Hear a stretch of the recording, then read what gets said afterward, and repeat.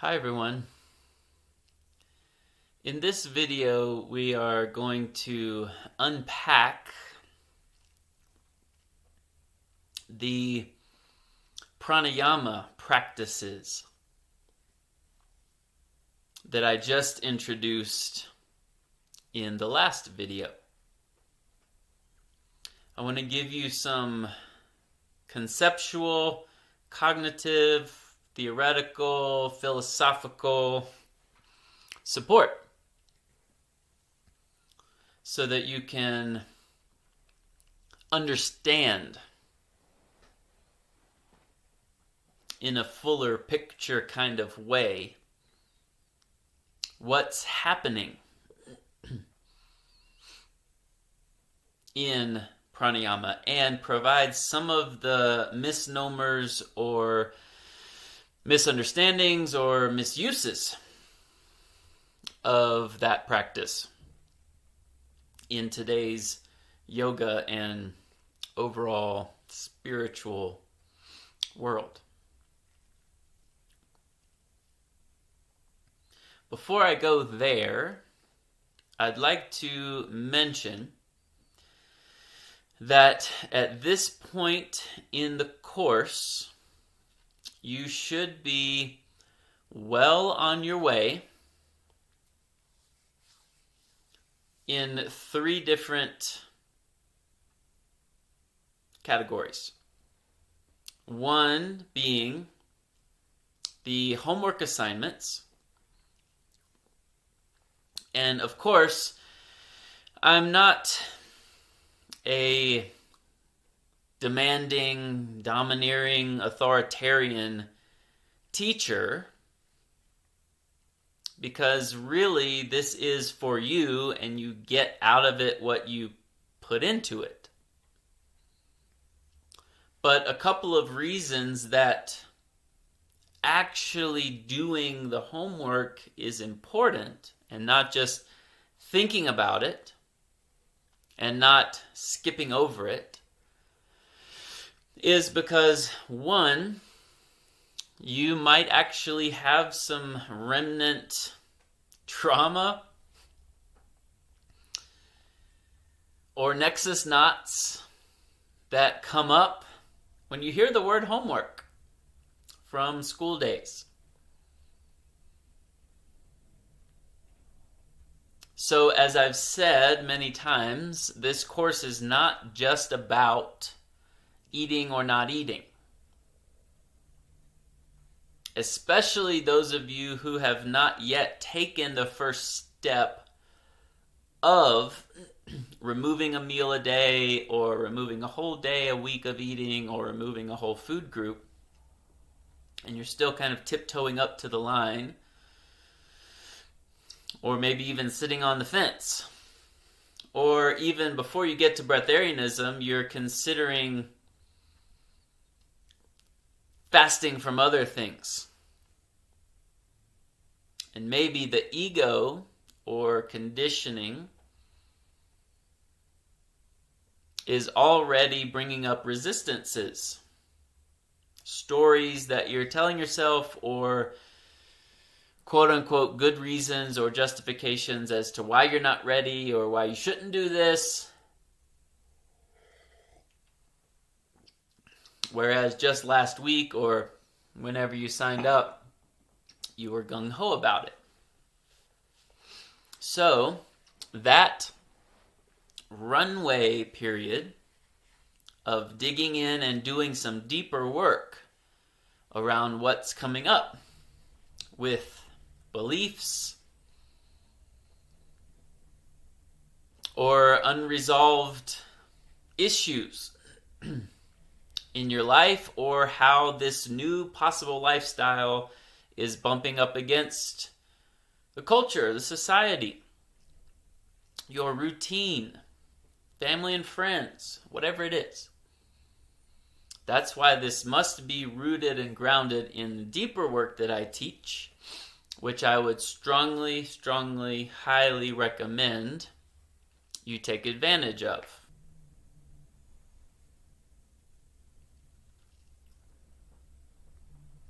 So, That's reason number one that the homework is important.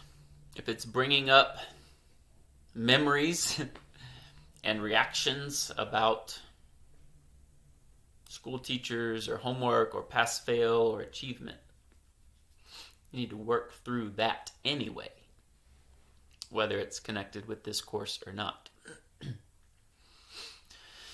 Second reason is that a hugely important component of this process of fasting and potentially eventually breatharianism is discipline, for many reasons. One, because it is so against the grain of conditioning and of culture. So it requires discipline and focus and commitment and a little effort, yes, to go against the way you've been raised, what society tells you, stories and beliefs that are deeply embedded in there, and to not just cave to cravings or cave to unhealthy or outdated habitual patterns. It requires discipline and commitment. Consider if it were the other way around and the conditioning had been prana eating, breatharianism since birth. And someone came along and said, there's a new way for nourishment, and it's putting things in your mouth, and chewing and swallowing, and tasting. But that was very looked down upon and countercultural, and not well understood by family and friends. You would have to implement discipline to eat. So whatever against the grain is, same as pratipakshabhavana, requires discipline. And doing homework assignments, even if it's just for you,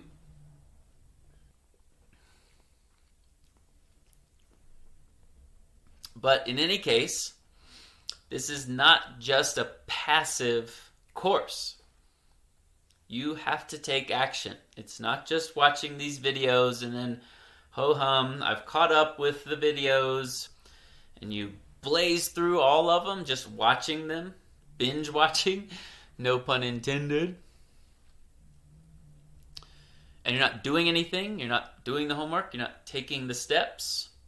You're not just going to absorb it fully through osmosis. There is a transmission happening, of course, and there can be a spontaneous flip of the switch. But even for me, who had a spontaneous flip of the switch into breatharianism, I had to, and still have to at times, implement a little discipline here and there for different scenarios and different reasons and different things that I'm experimenting with here. So that muscle, discipline, but not tipping over into rigidity. There has to be a balance of masculine, feminine, and if you tend toward the one, then you need to bring the other one in.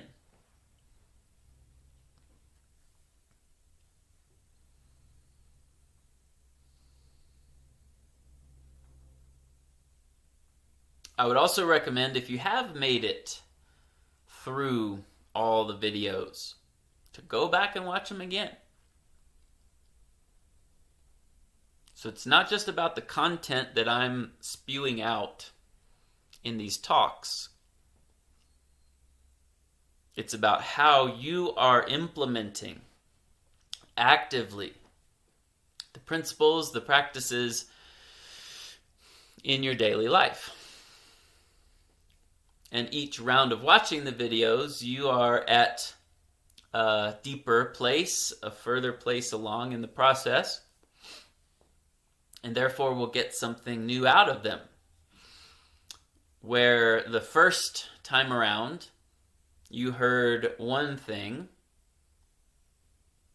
but I was actually saying 5 other things along with that one thing that you didn't even hear because you weren't open and ready to hear it. So then the next time around, you're ready to hear that top thing and the next thing, and so on and so forth. Including your own relationship with your body, your mind, your beliefs, kosha layers, yoga, meditation, pranayama, and the other ones that are still to come.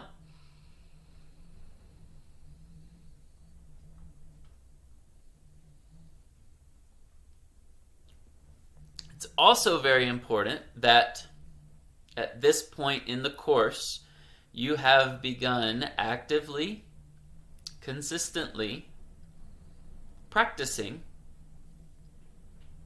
yoga, meditation, pranayama. Even if you've not yet begun fasting or taking away meals or food groups or days or weeks of eating, and especially if you've not yet begun doing that, it's very appropriate to start. Especially if you have begun to do that, it's a little past time to have started implementing these practices, because guess what? These practices are what makes this breatharianism and not just fasting. Remember, mere fasting is a removal of something without replacing it with a higher version of the thing. And that's different than the invitation, the homework that I gave you to remove it and then don't replace it with something else on the same level. To be with the void or the emptiness or whatever comes up as a mental, emotional, physiological response to that attachment or addiction being gone. That's different. But in mere fasting, you're removing something, but still operating from that, we'll call it lower or old paradigm or third dimensional system of depletion replenishment. Again, that's not wrong. Lots of studies that have been done on the effects and the benefits of fasting. Not just fasting from food, but fasting from things. But we're taking it, potentially. I've taken it, and I'm taking it in this course to the next level. And when you're ready, you will too. So, before you have, and if you eventually do, you don't have to, take it to the level of direct one-to-one communion and receiving of nourishment from the source itself, not even needing these intermediary practices. You have to replace third dimensional eating, or at least supplement it with these other closer to the capital S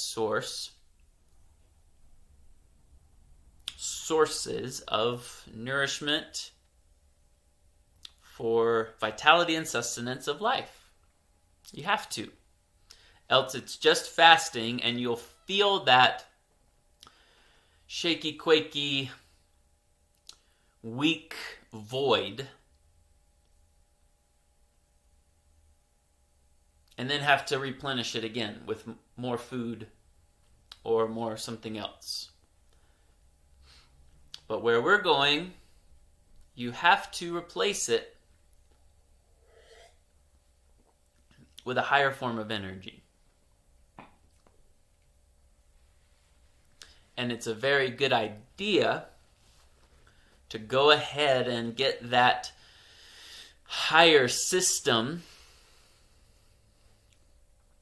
on the runway.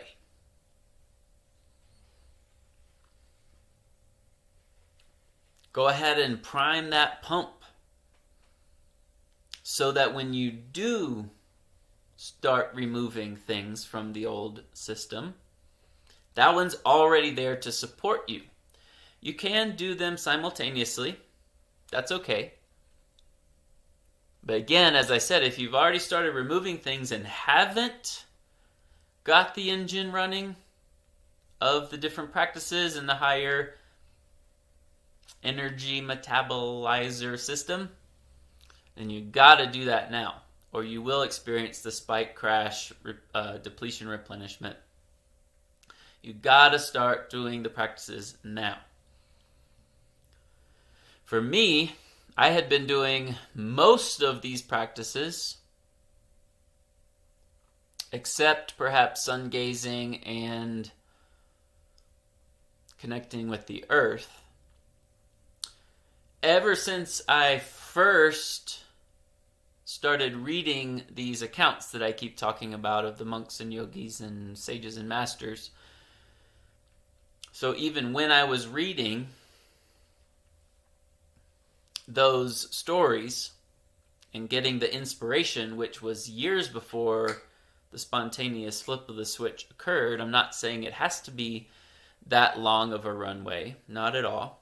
But that's one reason why it was so spontaneous and a smooth transition for me, because I had been practicing yoga and meditation and pranayama and light body and chanting and others for many years prior. I just didn't know that it was leading up to this other system. But when food literally kind of removed itself from my system, and I'll still tell the fuller story of what happened and how for you at some point. But I was already supported, so there was no crash landing and it wasn't difficult. It was smooth sailing because I was already supported and had already cultivated and strengthened this container and these methods of metabolizing energy more closely to the source. Not to mention, I had already shifted my belief that it was possible to do it in a different way.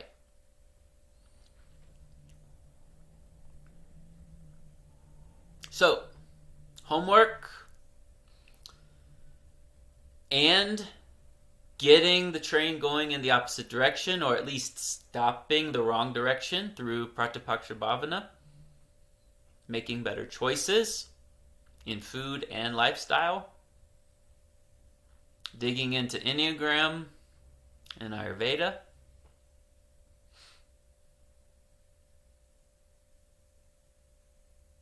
as well as implementing these practices.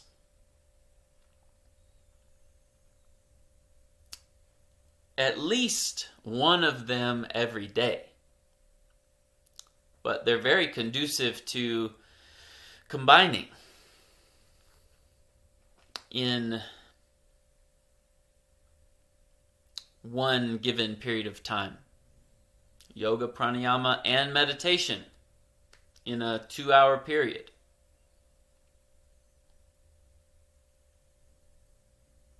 And I'm giving samplings in this course of what you can do for each.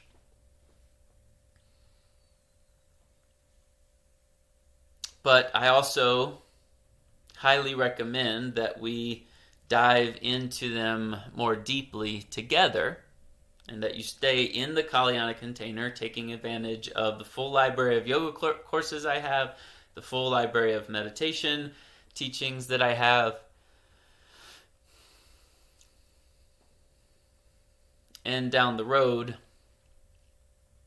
more variations of pranayama as well.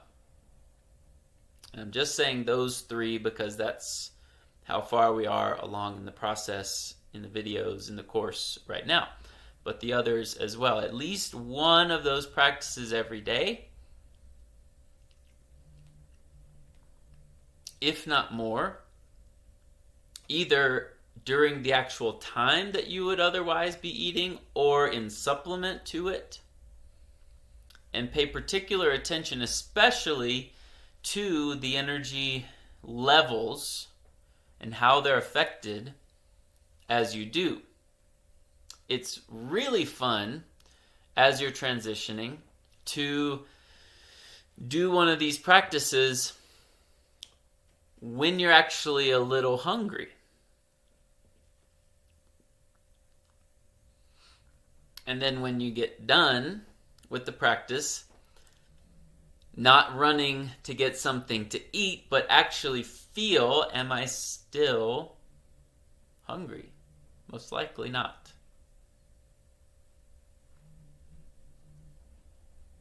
Because often we kind of orient our day, our schedule around eating.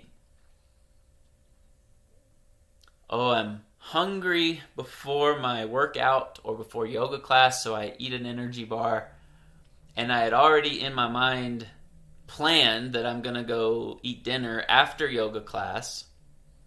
So I don't even think about it, I just go do that. Not to mention probably because there's a belief about calorie loss.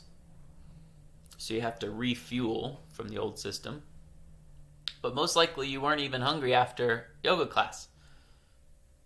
We can talk about workouts later, because actually I still work out with a much different mindset. And I don't experience weakness. I will literally go through a full body weightlifting, cardio workout in the middle of a 3 or 4 day fast. Dry fast or water fast or liquid fast. Won't have anything before or after or later in the evening or even the next day. A full 30-minute, hour-long workout and not feel any depletion or weakness. And won't eat for 2 or 3 more days later. So, it is possible to do physical, manual, labor, and or traditional exercise.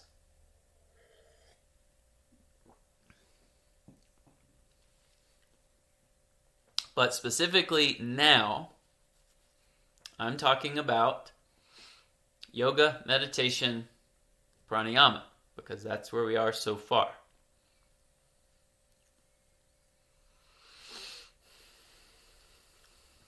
And that it's important to be implementing these on a regular basis, either before or alongside your first step or steps into the transition.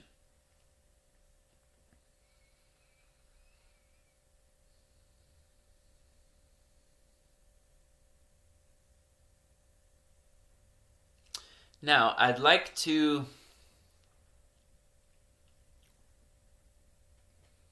give you some context for where yoga, meditation, and pranayama fit in the more traditional scheme of Raja Yoga. Raja means king. According to Patanjali's Yoga Sutras, which is the ancient text that our current yoga world is most directly linked to. There are other yoga texts and thousands upon thousands of other yoga systems that have either lost momentum or popularity or have been buried in the sands of time.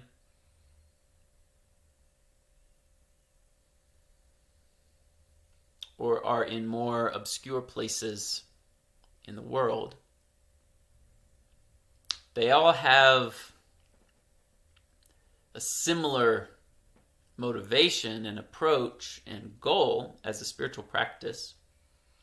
But Patanjali's Yoga Sutras are where we more or less get even the fitness and power and vinyasa style Western yoga that we have today. In my opinion, of course, as I've explained before, that's a very shallow and, as I like to say, but I don't like to say it, bastardized version of yoga. Westernized, ego-based, achievement-oriented, performance-oriented. But there is still a way to honor Patanjali's Yoga Sutras and also upgrade that lineage. And in a lot of ways, that's what I do in what I teach. So in Patanjali's Yoga Sutras, he has what he calls the 8 limbs of yoga, or the 8-limbed path of yoga. It's actually called Ashtanga Yoga, which is distinct and different from Ashtanga Yoga as taught by and as trademarked by Pattabhi Jois. For those of you who know what I'm talking about, if you don't worry about it. But Patanjali's Ashtanga Yoga was more ancient and more original and not the same as Pattabhi Jois's Ashtanga Yoga. But it literally means 8 limbs. Ashtanga. Ashto means 8 in Sanskrit, and anga means limb or angle. Anga, angle.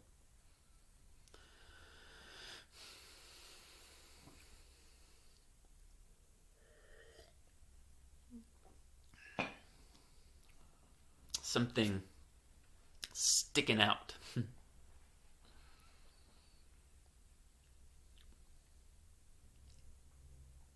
The 8 limbs of Patanjali's yoga are yama, niyama, asana, pranayama, pratyahara, dharana, dhyana, samadhi. Yama and niyama, at the very beginning, are basically the 10 Commandments. As I said in another video, you'll notice that all of the spiritual traditions of the world, both contemporary and ancient, have usually at the outset a list of principles or tenets to live by. In Buddhism, it's the Eightfold Path or the Four Noble Truths, or a combination of those two somehow. In Judaism and Christianity, of course, it's the 10 Commandments. In yoga tradition, it's the yamas and niyamas. In my opinion and experience, for the more esoteric or experiential, directly transformative version of the tradition, of the lineage, the purpose of these tenets or commandments or principles to live by is not behavioral. It's not to make you act right. It's actually to set your course, set your navigation compass in a positive direction. Because when we take away the religious and dogmatic overtones that have really done a disservice to the originally intended depth of these pathways, these paths.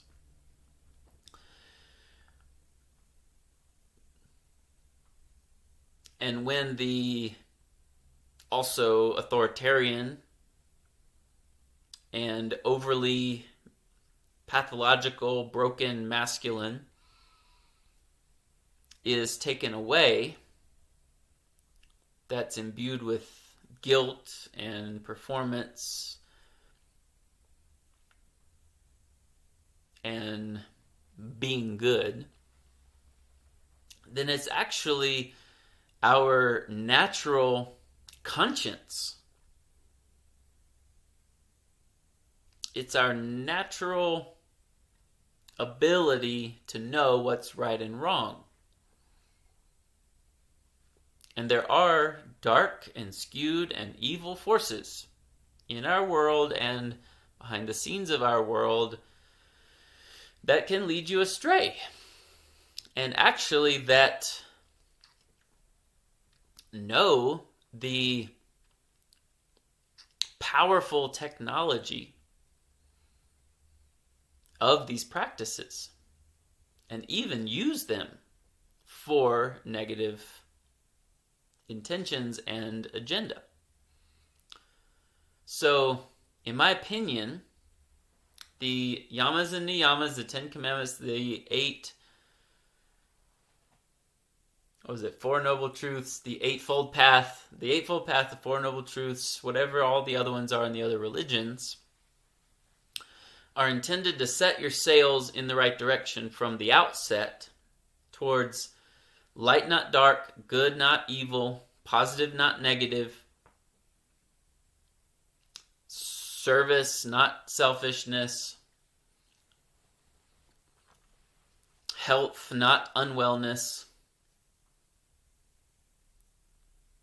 so that you go ahead and get that groove going for when the higher rungs or the higher stages of maturity and evolution in that path, in that system, when they start to awaken, and when true freedom and liberation and disidentification from the quote-unquote world of form, once that begins to happen, and you really start to see, I'm free to do what I want. I don't have to obey conditioning or do what I'm told. When you truly see the illusory nature of this human experience, this hologram, this computer simulation, you remain grounded, responsible, loving, mindful, healthy, and life-giving rather than their opposites. Now,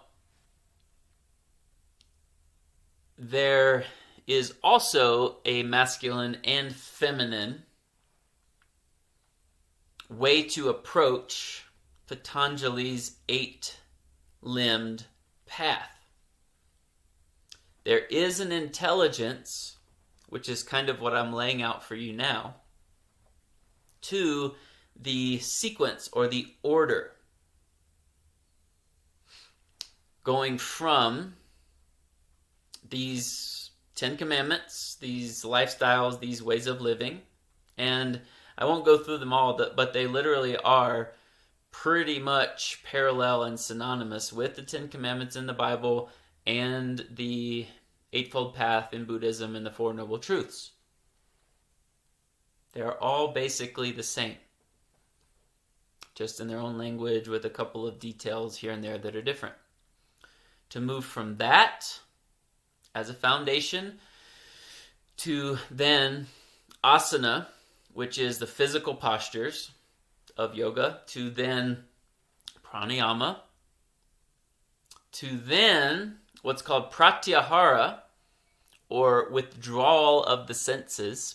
Is what it literally means, withdrawal of the senses, which means the first step or the first doorway to letting go of attachment to this sensory, physical, phenomenal world. Now, if you weren't already grounded in ethical principles and in your physical body and in your energetic container, then just letting go of attachment to the physical world could wreak havoc. You might do things that are unethical or in support of darkness, or just the ego run amok, or be very, very ungrounded. Everything's an illusion. Don't attach to anything. Nothing means anything. And if you do that from a half-baked, ungrounded, unintegrated kind of way, that will come back to bite you. And if you use this technology of consciousness from a negative place or a dark agenda, that will also come back to bite you. So, you don't have to go around preaching to everybody that's doing it the wrong way. Because karma will have its say there. Of course, you can have conversations as they feel appropriate. But let life take care of itself, in other words. You just focus on your practice.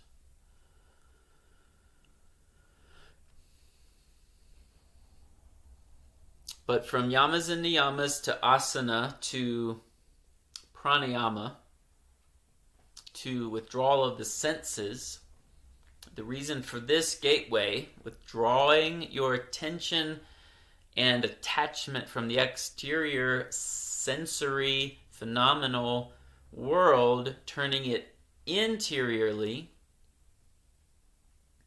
away from the distractions out there in preparation for dharana, dhyana, samadhi, which are the meditative limbs or branches. So there is an intelligent, one step after the other, one step at a time, sequence from a more masculine approach. However, a more feminine approach is all of them at once. You don't have to go in order as long as you hit them all. As long as they are all incorporated, it can be more intuitive. But they do all interrelate and interact. Now, the word asana is literally where we get our word ass from.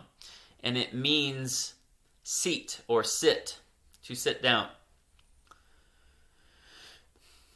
If you'll notice, ad nauseum, the end of every yoga pose has asana on it. Virasana, Sukhasana, Upavishta Konasana, Baddha Konasana, Adho Mukha Svanasana.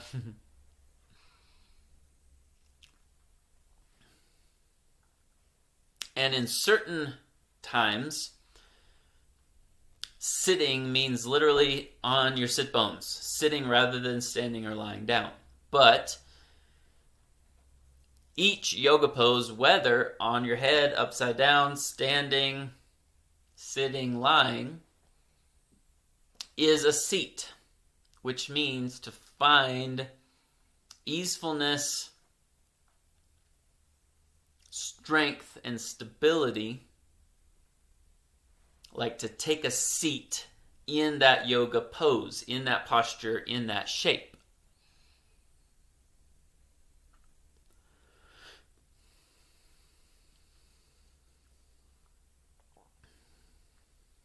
And there are, of course, benefits in and of itself of a yoga practice, an asana practice. But if that's all you're doing without the other practices, then it's not yoga. I'm sorry. I don't mean the other practices in our Breatharian course. I mean the other practices in the 8 limbs of Patanjali's Yoga Sutras. Meditation, non-attachment, pranayama, asana, and ethical navigation. Then it's just physical therapy, or it's just stretching, or it's just exercise.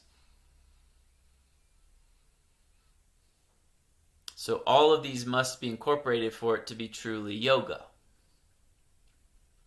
So in and of themselves, they do each have their own benefits and results. But, as I've said, there is a linear progression that you can approach and appreciate from that more masculine mindset. So the reason that asana comes before pranayama is a few reasons.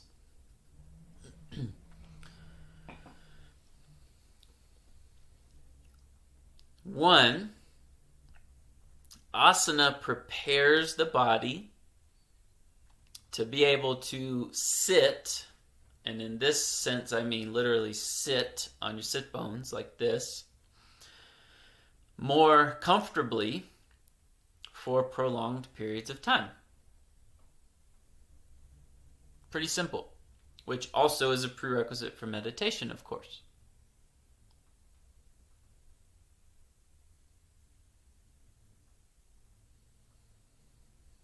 Also,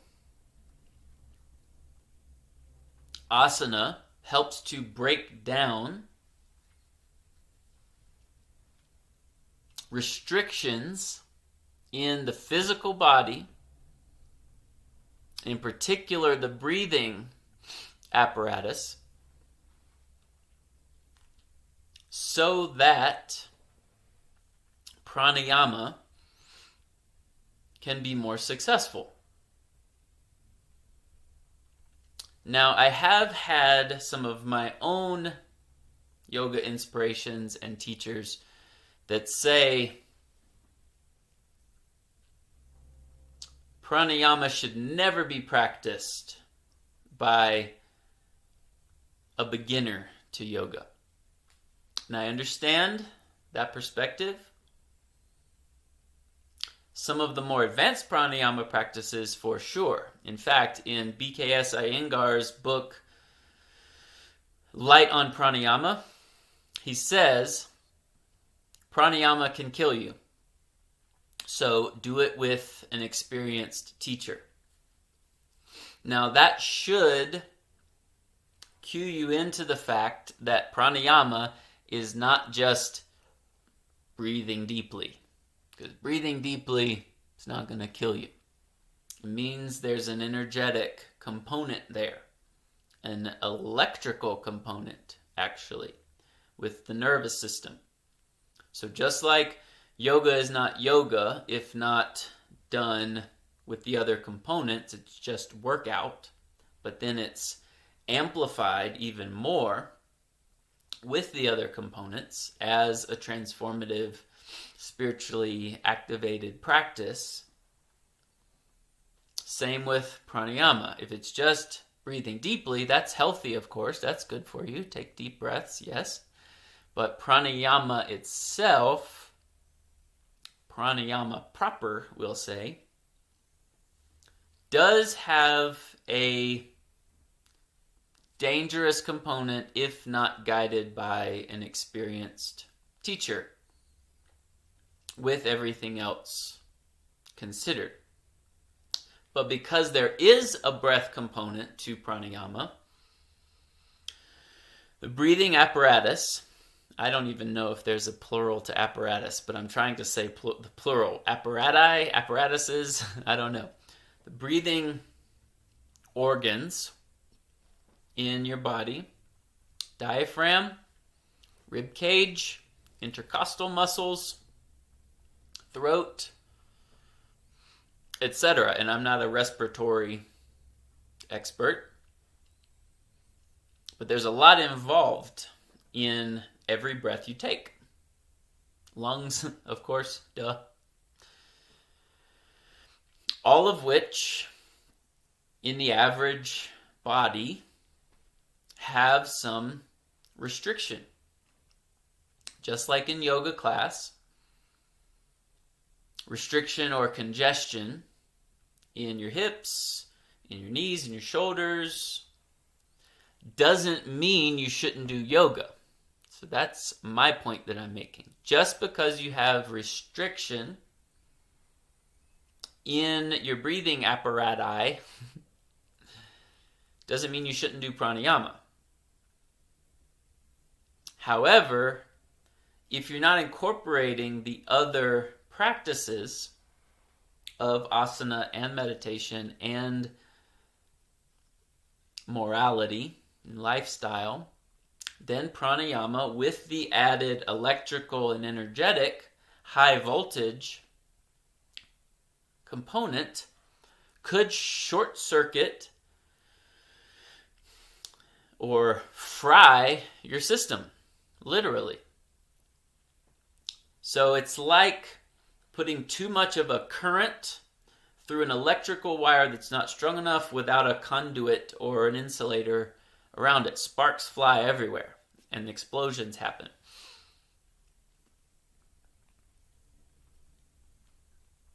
So I do believe that anybody can dip their toe into pranayama at the most basic level. But just like in yoga, if you have a hip restriction or spinal restriction or neck or shoulders or wherever, the invitation is to be aware of that, utilize that, not force through it. Just discover and tiptoe up to the edge, hang out there.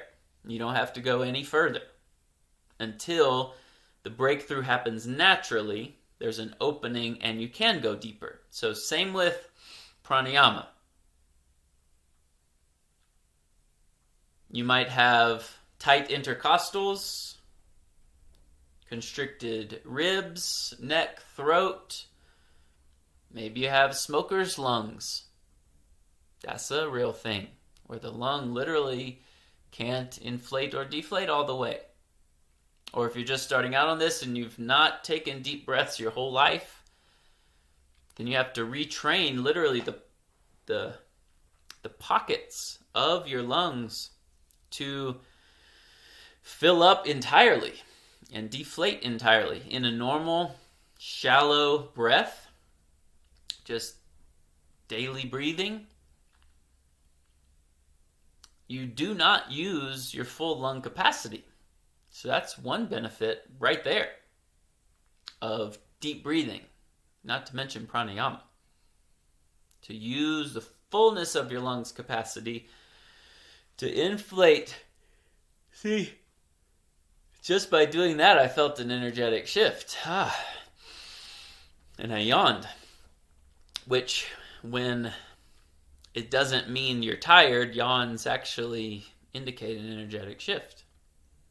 When I was being taught energy work, Reiki, and other modalities in that realm, I learned that the client on the table taking a deep breath or yawning actually indicates that the energy is getting in there, so to speak, for lack of a better word.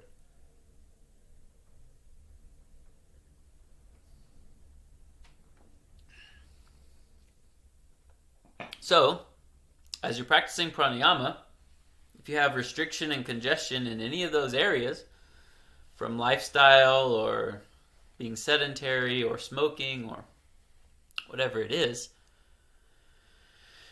You might feel shortness of breath. You might feel even some pain in your lungs or your side ribs or your throat. That doesn't mean don't do pranayama. That just means honor that. That's your edge right now. Don't try to force past it.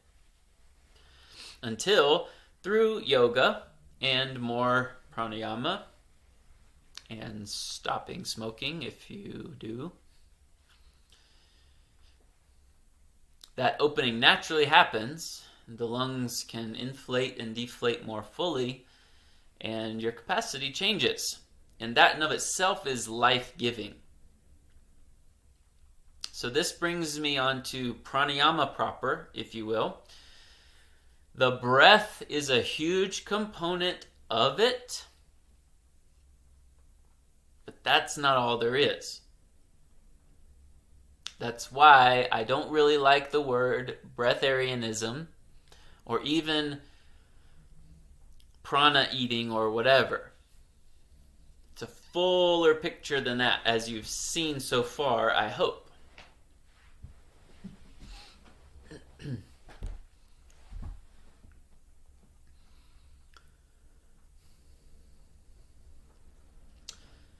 So a perception changer for you, hopefully, is this. You know how a lot of what I call regular yoga teachers will say things in class like, breathe into your hip, or breathe into the sensation. I had a teacher one time very sarcastically, but wisely say, you cannot breathe into your hip. That's ridiculous. The breath comes in your nose, does a lot of things in your lungs and diaphragm and intercostals, and then back out. In fact, what the diaphragm is doing and the intercostals, the rib cage, that in of itself is a side effect of the breath. That's not even the breath, which is why one of my recommendations for during pranayama, what to do with your mind, is to contemplate what is breath. What is it? What is breath? Is that breath? Is that breath? How does air turn into breath? At what point does air become breath? Oxygen become carbon dioxide and vice versa, or however all of that works. What I'm trying to say is breathing is literally through your nose or mouth to your lungs and back out. You can't breathe into your big toe. What you can do is breathe in such a way that, depending on the position you're in, your side ribs or your shoulders or your hips or maybe even down to your big toe gets a little movement, gets a little massage as a result of your breath. So you take a big breath in a particular pose and your hips move. Take a big breath and your knees are lubricated. Take a big breath and your spine undulates. But those are effects of the breath. That's not the breath. One step further than that is you can take your attention to a part of your body that you want to increase prana flow to, and you can use your breath as a channel to get it there. And I don't know exactly how that happens, but it does. So take your attention into your right knee, right where the sensation is. Okay, I can think about my right knee right now, but add the breath in.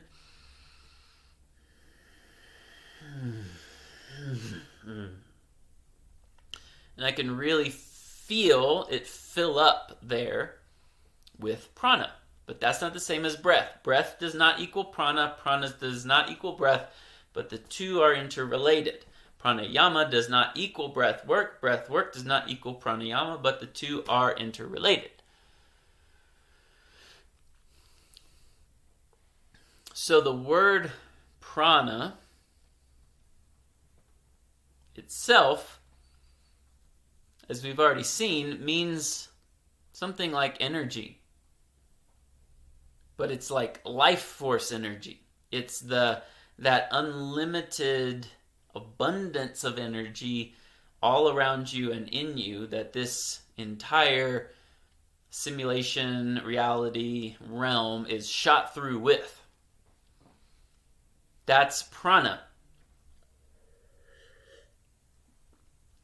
The source, capital S, gives life or existence to prana, which then gives life or existence to everything else. It's in that kind of chain of step down. So prana is in everything, else it wouldn't exist.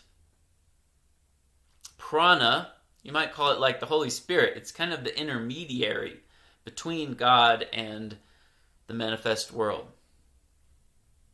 God is in all things, and prana is the delivery vehicle to get God to all things, so to speak. But there are different degrees and amounts and levels and frequencies of prana.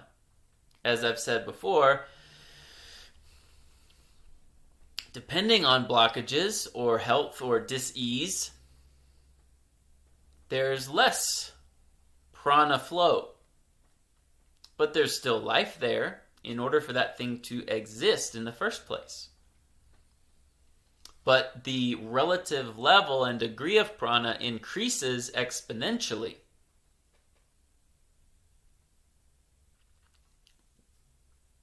As you remove blockages and obstacles and restriction, as we talked about in the yoga video, opening up the joints and the chakras to be able to metabolize and receive and integrate prana more directly from the source.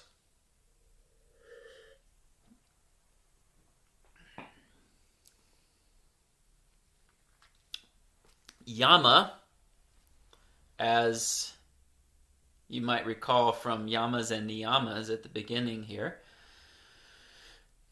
Pranayama. Yama means something like way or path or groove or channel. So pranayama points to a channeling of that life force energy.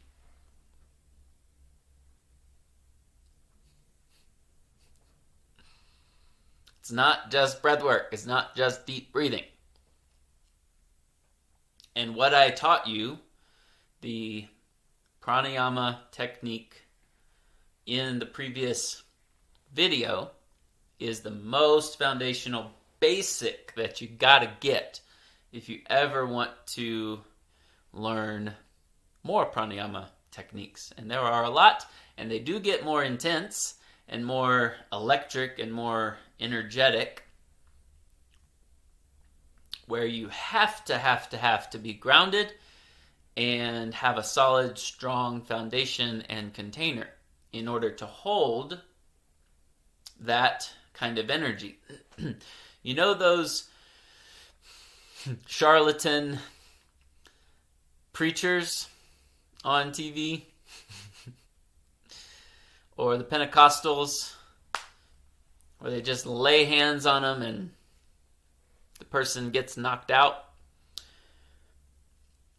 When that's actually authentic and not an act, because often it is an act, and we know that for sure because people have blown the whistle on that whole industry. But it's not all fake. When it's real, when it's legit, just a touch on the forehead or somewhere on the body can, if done appropriately, send a bolt of lightning, a shock wave of pranic force, energy into that system for healing. The reason that they fall out on the floor is because the voltage was higher than their body, mind, psyche system could contain. They had not done the appropriate prerequisite work of strengthening the wire, so to speak, and putting an appropriate conduit or insulator.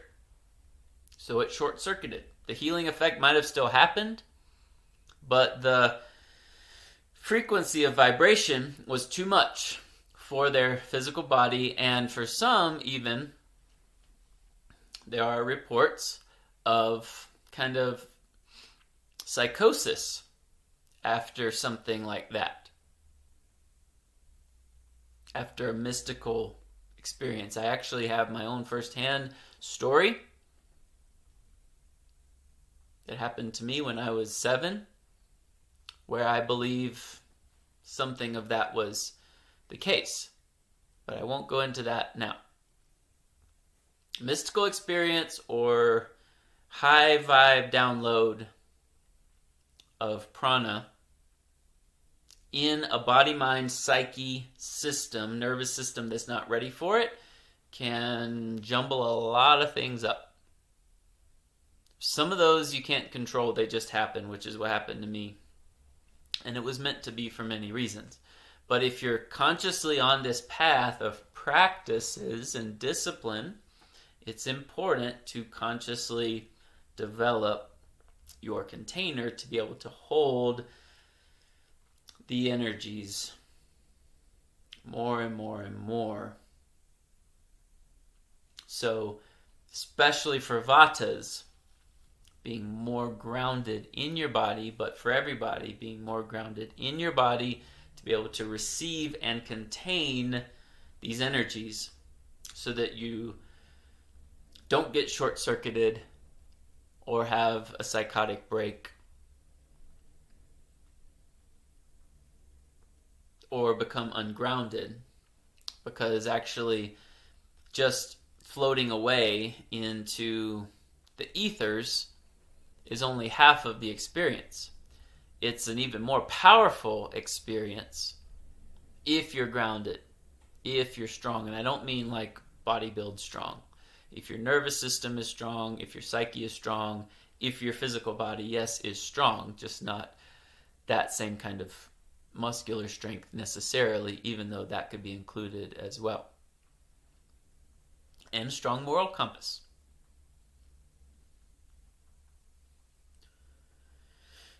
So pranayama means something like channeling, practices of channeling prana. So you see very quickly how this relates to what we're doing here. If you can channel prana into your system,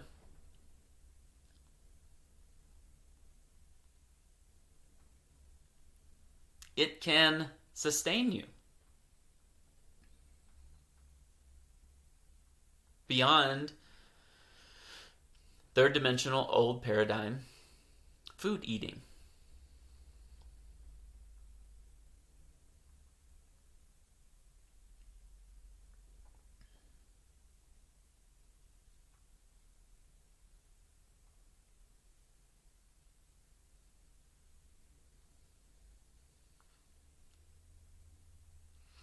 Now, as far as the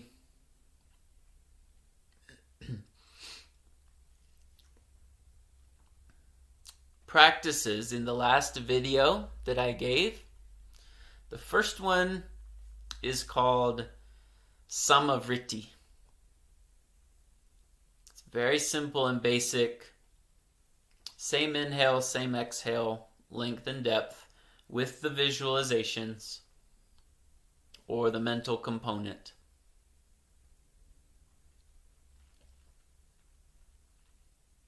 Some of which I added in there. All of those mental components are not the traditional suggestions for pranayama, but there is always a mental component to pranayama. Something to contemplate, something for your mind to focus on, something to visualize or feel.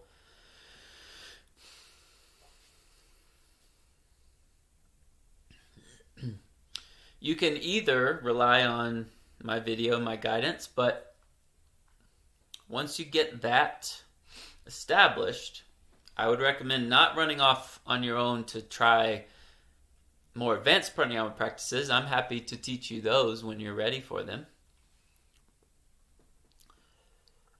But to stick with the video at first and then graduate to doing that on your own.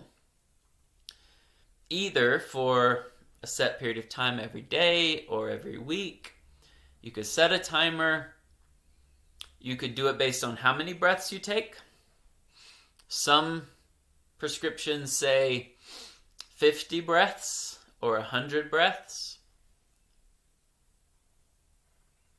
Or a set number. Again, you can approach it more masculine or more feminine. Feel more feminine, or have an intention, more masculine, and stick with it. I'm gonna do 50 breaths no matter what. Of course, unless something adverse is happening, having some kind of reaction. But it can literally shake free, shake loose blockages. So blockages in any of the kosha layers can prevent deeper breathing in pranayama, but also blockages can be set free, set loose through deep breathing pranayama. So there can be nervous system response, mental response, emotional response, energetic response, kundalini response, that in and of itself has ripple effects on the nexus knots in your system, in your container. So know when there's an appropriate response happening or when there's an adverse reaction, in which case take a break and stop. But when there's appropriate response, let it come. It's being released. Don't press it down.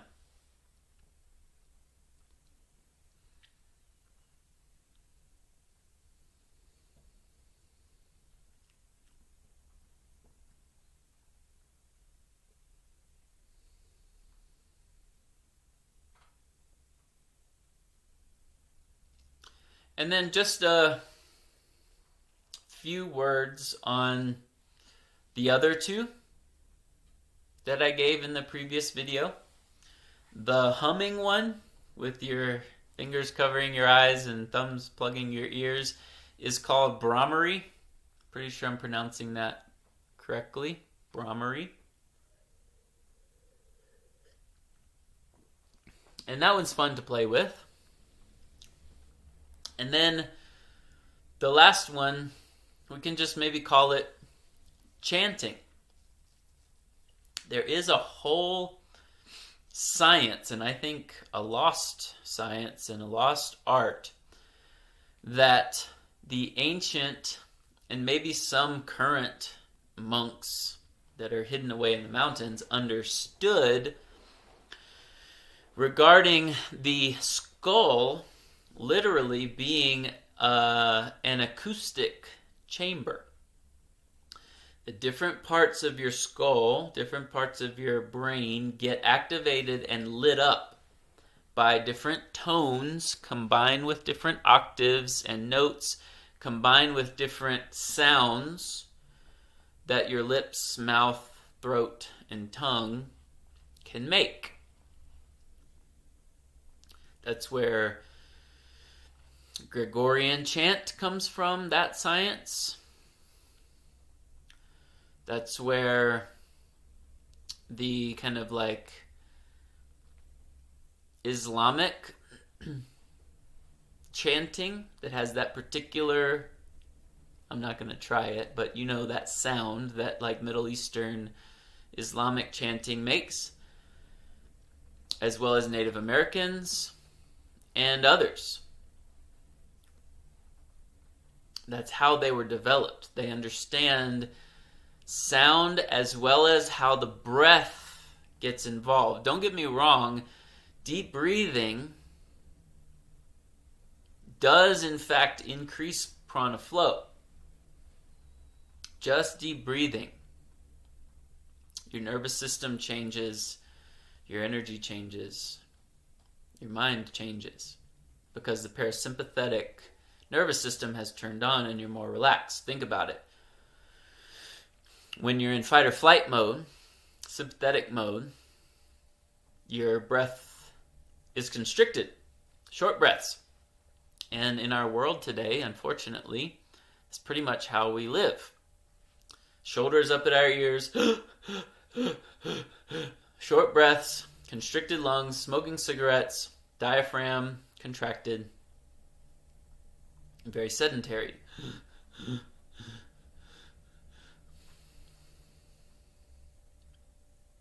And that just perpetuates itself.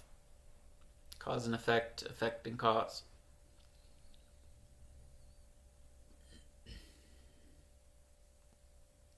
So if you like chanting, even better if you connect with the words. I actually do a style of Benedictine prayer chants from a prayer book that I have made by a particular monastery for lay people like myself, or we might say wannabe monks, to practice at home. But there's also kirtan. If you like kirtan, Krishna Das, or some of the KAURs, Kars, Natam Kar, or Ashana, Ashana, they have very beautiful chanting that you can chant along with in a rhythmic kind of way. And especially if you connect with the meaning of the words, even better. That in of itself. Man does not live by bread alone, but by every word that comes from the mouth of God. This is what Jesus said. So through words, through sound, through vibration, that itself is food, nourishment. Literally.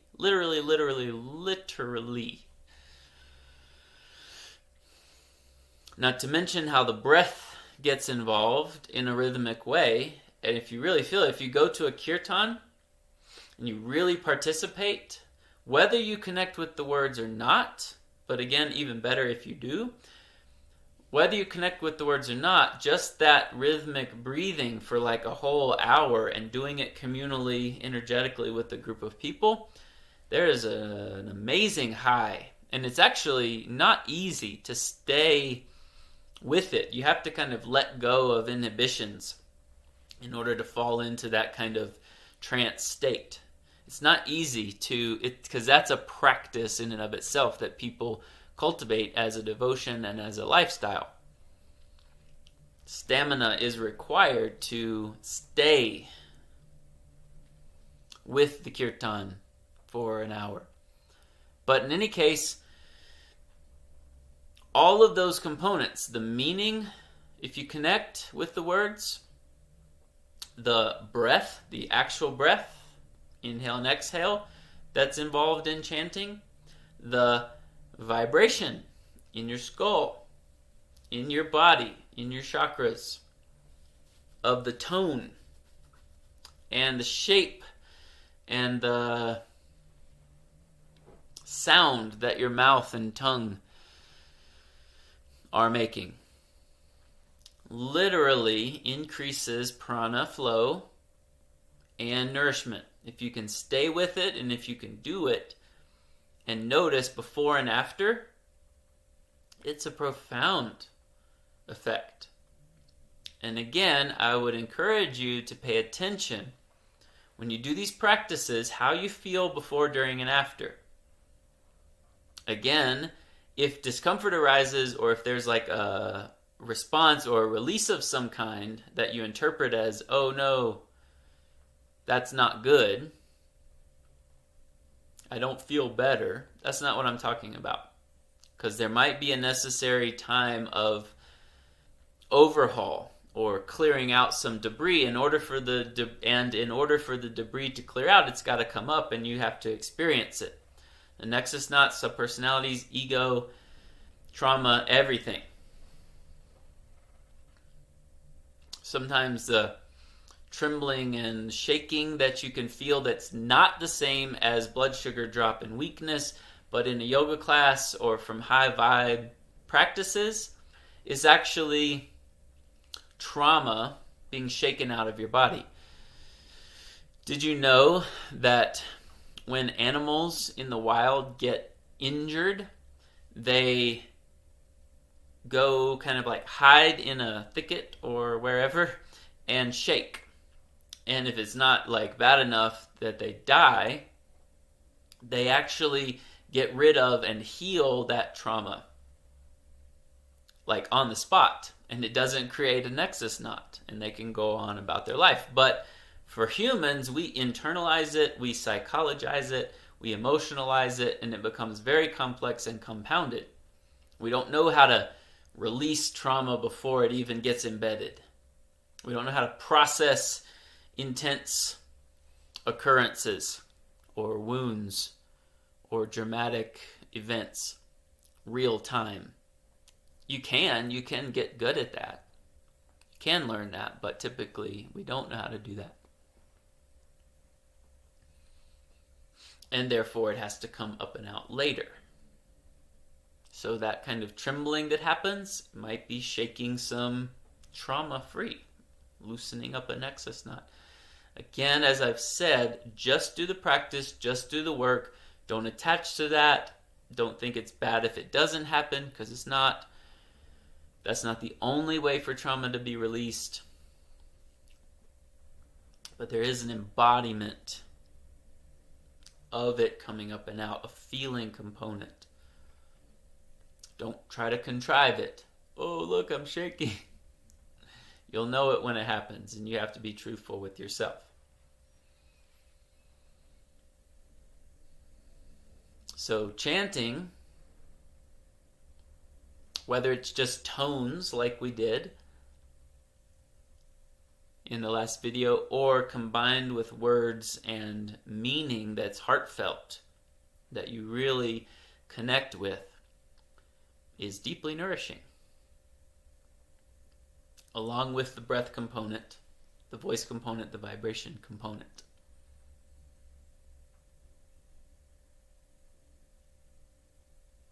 So what if, just saying, not telling you to do this, but what if third dimensional food was not in our world at all? And this was how we ate. This was how we sustained ourselves for long life and vitality and health. There's more than enough time in the day, especially if you take away food and meal prep and cleanup and money and all of that. More than enough time, even if you work 40 plus hours a week. Especially because, as I've said, if you do this, you're going to need less sleep at night and you're going to be even more energized, so you have even more time. You see how that hamster wheel of depleting energy and then working in order to get more food or more money to buy the food, to get more energy to then work and then lose the energy to get food or the money to buy the food, that whole sequence can start going in the positive direction. You need less food, therefore you need less sleep, therefore you have more time to do this work, to do these practices, and in so doing, healing and releasing nexus knots and samskara and trauma and ego, so that your overall life changes. And guess what? Your path might change. Your reality might change. You might have a different opportunity and be able to leave your job that you don't like. Again, I'm not saying quit your job. I'm not saying that's what you have to do. Because guess what? Sometimes being quote unquote stuck in a situation you don't like to do is a part of your work. It's a part of your healing and transformation and your surrender to God. But your job, your lifestyle, what you're currently experiencing might be held in place by some kind of belief or trauma or nexus knot or pattern or program or conditioning that can actually change through this work. So do you see how it's not just about eating and not eating, and how that wheel can get going in the right direction, and how the whole runway before you even begin, or while you're beginning to take the first steps of making better choices, getting going in the right direction, implementing these practices to jumpstart this new engine, this new metabolizer, this new system, and to work with resistances that come up at the beginning from a place of deeper work, so that the spontaneity and naturalness of this can emerge more cleanly and clearly and effortlessly. There's many roads in to the same goal.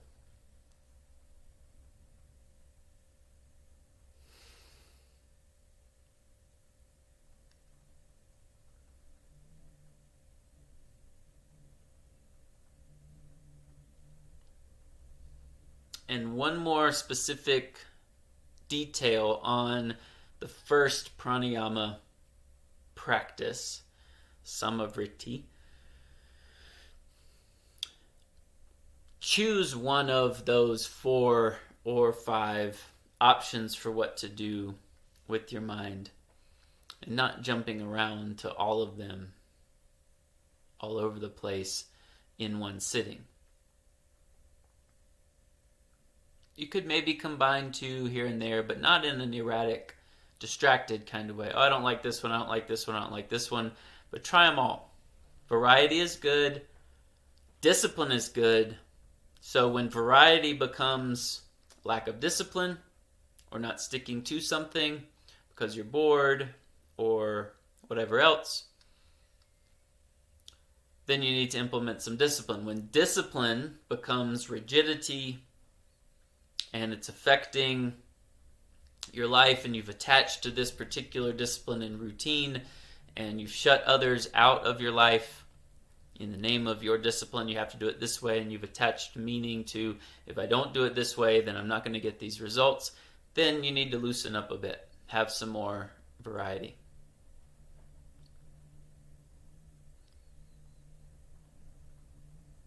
So masculine and feminine approaches, variety of practices. I'm laying the banquet out there for you guys. Many different flavors, many different kinds of new food. Consider it like that. For you to approach in many different ways. So specifically what I'm saying now in regards to those mental options during samavriti pranayama, intentionally choose one or feel into one or 2 during a particular sitting, or cultivate that for a particular week and then move on to another one. And this is all up to you. Only you know whether you're really engaging this for the quote-unquote right reasons or not. The homework is for you. The Pratyapaksha Bhavana is for you. The practices are for you. I might speak strongly and firmly to you, try to hold you accountable and encourage you, because we've entered into this teacher-student guided relationship. But you can leave at any time, and you don't have to do anything you don't want to. But part of this unwinding is asking why you think you want to do what you want to do, or why you think you don't want to do what you don't want to do, what you really need, and reorienting to your natural relationship with yourself, your natural self-expression, your natural wants and needs. And then eventually natural becomes supernatural, and then supernatural becomes the new natural. Pretty cool, huh?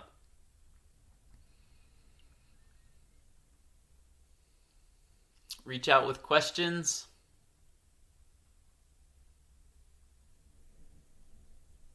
Stick with it. Keep up the good work.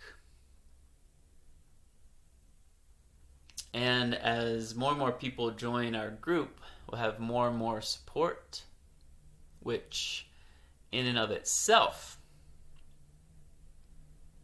is a new kind of food and nourishment.